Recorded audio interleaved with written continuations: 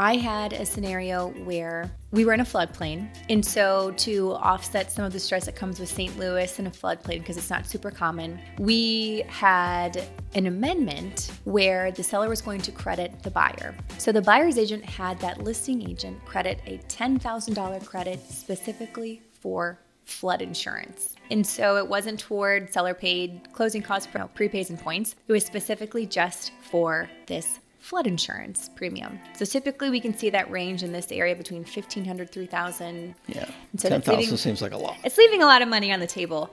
And so I called the buyer's agent and I respectfully said, hey, there's a little bit of an error here. It could be a potentially big financial hurdle. Do you think you can go back to the listing agent and say, can we amend this to just $10,000 towards prepaid costs and points so the buyer can have that true benefit with those funds? Yeah. And he said, I think I can have that conversation. And I said, okay, listen, part of our job is having hard conversations. And the more you have them, the easier it gets.